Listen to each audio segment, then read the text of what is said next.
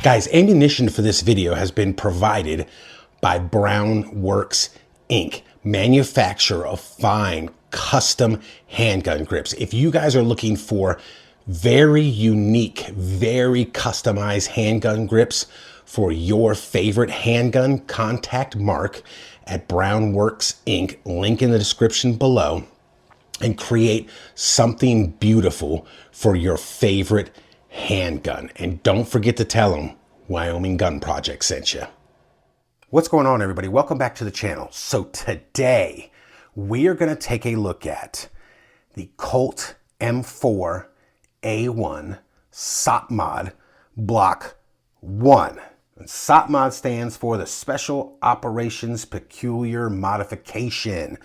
And that refers to a bunch of stuff that you're authorized to put on your rifle and all this other kind of stuff. Now, this is a clone of it, of course, and super duper clone guys, don't come after me. I'm not a super cloner. I'm not like, well, actually, it was issued with this and that, and you got the wrong, and this is the one. And the biggest one is, actually, it's not an M4A1 unless it's got an LE prefix on the serial number, because that's the actually, okay, it doesn't have that. I don't care. I'm just telling you right now, I don't care. The LE prefix guns have been discontinued for a while at the time of filming this video. They're anywhere between 23 to 2,500. This one was roughly 1,000 less. I'm not paying $1,000 more for some markings on here and the markings on the other side. And let me show you, in case you guys don't know what super cloners are talking about. And listen, I got mad respect for the super cloners, man. For you to do all the research to figure out exactly what screw was used when, I got mad respect for that. I don't get that deep into the weeds, and I don't care. So as you can see here, it says property of U.S. government, M4A1 carbine, cal 5.56 millimeter, CR, and then the serial number. Okay, that's where people will say, well, if it has an LE prefix, then it's legit. This is full of contracted parts, so it's not a real Colt, and it's not real. And okay, I get it, right?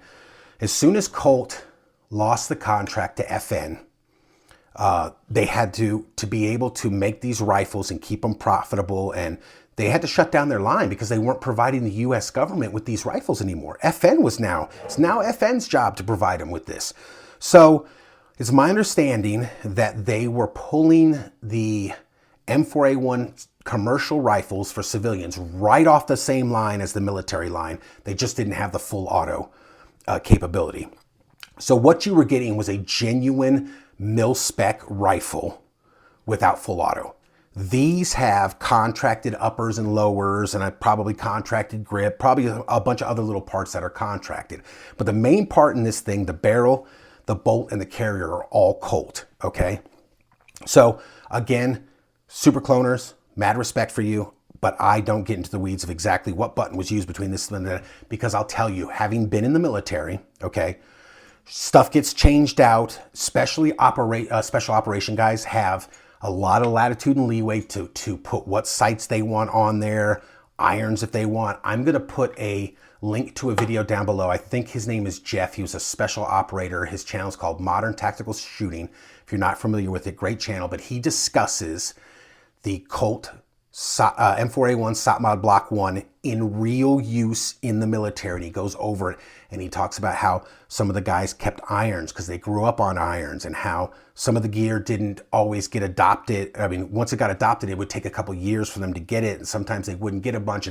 The rifles were configured a bunch of different ways, okay? And there were also rolling changes that went on during it. So there's not, in my opinion, cloning, it's not like, well, this is the exact rings you use and all that other. Okay, sometimes that stuff changes, especially if you break the rifle. Now, I was in the military in the early 90s. I was on tanks, so we had one M16A2 per tank.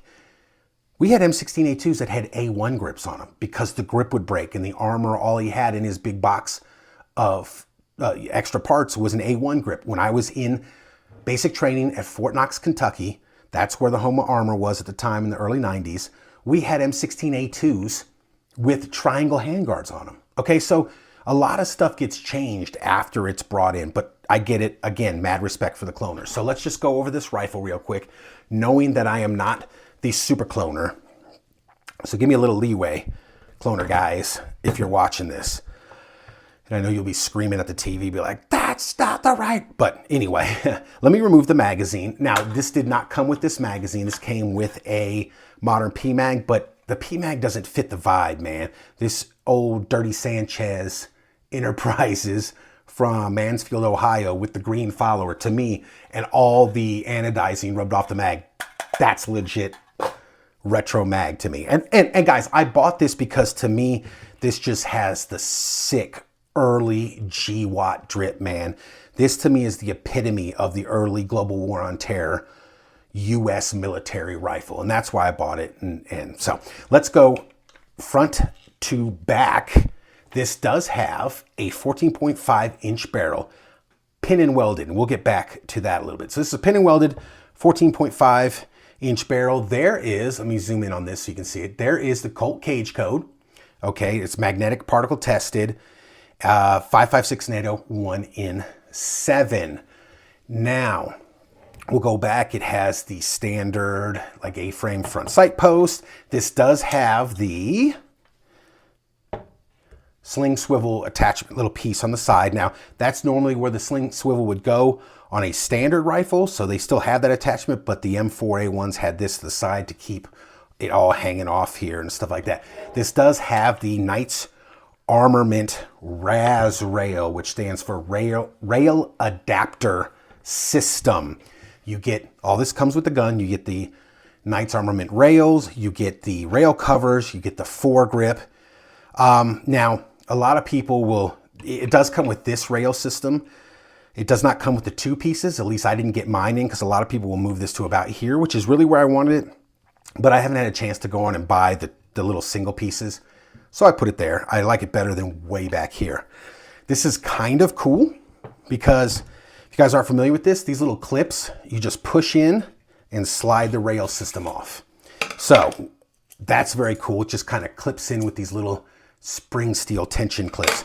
Now, as you can see, it is numbered per Knights Armament, or I assume is for rail 28. This is so you can remount your lights, lasers, attachments, whatever in the exact same spot. And you go, was it at this rail or this rail? That's why they do that. But I do want to point out something too. Look how sharp the numbers and letters are on this rail system. Now they also have it up here, which is my understanding again, that it is contracted, but it's kind of filled in like boo-boo. It's real fuzzy. Now, does that affect anything? No, but it just kind of speaks to the quality of how sharp the writing is on these rails and how kind of blurry it is on the contracted upper for this. Again, affects nothing and doesn't really bother me, but I just noticed it. Also, this does have the, let me take it off camera. I'm going to take this off. This does have the SOCOM profile barrel. If I can get this sucker off. Okay, there we go. And come back with this. Now, the regular M4 has a thinner barrel underneath. So this is the SOCOM heavier barrel. And it does have the cutouts there, the slot cutouts on either side for the grenade launcher attachment. A normal M4 or 6920 will have a thin profile barrel under here, and then it gets heavier under here. It's my understanding that under a lot of sustained fire, I'm going to put this back on, a lot of sustained fire, the barrels would burst under the handguard. And for a standard Army rifle, apparently that's not much of an issue. But for the SOCOM guys, because they shoot so much, they were bursting barrels. And I guess it can extend the life to upwards around 900 rounds is my understanding with this heavy barrel of sustained full auto fire one after the other. So that's why the SOCOM guys wanted that. Pretty much standard lower, A2 pistol grip, standard M4 4-position plastic stock, ambi safety with the short side on that side. I like that. I like that so much because it doesn't dig into my trigger finger when I'm firing there. I appreciate the short one. Pretty standard upper with the, forward assist and the brass deflector there. This does come with the MATEC flip-up rear sight, which was designed at the Picatinny Arsenal. That's a very cool flip-up backup iron sight. the ACOG. I decided to go with the Trijicon ACOG TA01 NSN. So apparently this was one of the optics that was available for use on this platform. And this does not have, as you can see, this has the backup irons, okay, on top. It does not have the the filament, the light filament in here. So this does have an illuminated reticle, but it is only illuminated through tritium in low light situations. So it's an etched reticle any other time, just like your basic type of scope. But when you start losing light, the tritium will kick in and it gives an amber cross on there. So yeah, it's pretty much just a, M4A1 SOPMOD Block 1 clone. I think it's very cool. I think it's close enough. Like again, caveat, I'm not a super cloner. So it's good enough for me, okay? And for what I got in the ACOG and the rifle, it's cheaper by several $100s, $300 to $500 to be exact, than buying the LE Mark 1. And for me, that's where I wanted my money to go. Now, let's go over some of the things that are not so great with this rifle, and it's Colt's kind of thing. Let's start again at the front. The pin and weld. So they just kind of pinned it and then put a spot weld on there. They're like, spot weld it. Now I get it, a lot of people don't care about that because they'll grind it off to make this an SBR, but you can't, for the people that don't want to do that, can you do a little bit better? I'm going to show you an example of of a proper way to do a pin and weld. Now, this is my PSA, okay, AK-103, the GF3 model, with a short 14.5 barrel with a pin and welded muzzle brake on there. Now look at this. This is cool. This is going to be my, what do you call the AK, anyway, the alpha, an alpha build. So as you can see, it's missing about 2 inches of barrel between the front sight, and very cool. You're going to see a review on this. But this is a pin and welded compensator on it. Look at that job on how to pin and weld. Look at that job. That is insane. Let me grab the Colt, see if I can finagle the two over here. And this rifle was about $500 or $600. Let me see if I can get the two in here together and compare them. Sorry about you looking at my hairy ass arm for a little while. All right, there's the two. Look at that. Look at the difference between the two there. Block some of that light out because that's shiny. It just speaks to me, to the care and stuff put into the rifle. Like, you couldn't pin and weld it a little bit better. I mean, I know, again, it doesn't affect anything. It doesn't affect accuracy. It doesn't affect reliability.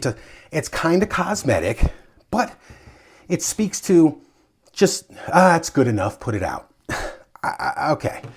Also, it came with the button. Now, this is an easy fix, and I'm going to fix it after we take it out to the range and shoot it. I'll fix it. But look at, can you see, again, let me zoom in. Can you see the high spot in the center of the button? So this button was buried too deep. There should be a little bit of a divot in there where the button is. Again, easy fix. You push it all the way in and spin that around, and I'll fix it. And I'll do it after the video.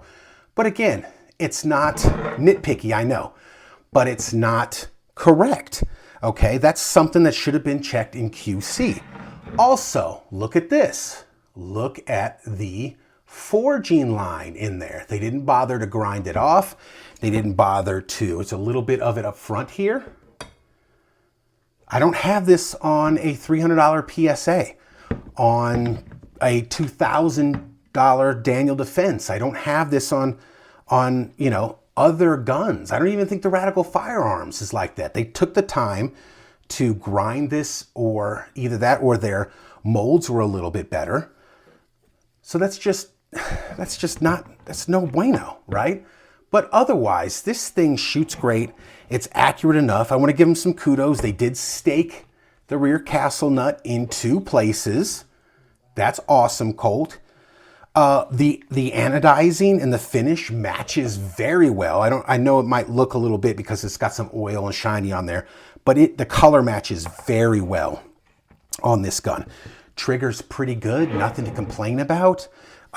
You know, just a few small complaints that Colt are kind of known for, unfortunately, that it just seems like they don't care very much. That's the deal. But let's get this bad boy out to the range and just fire it up, man.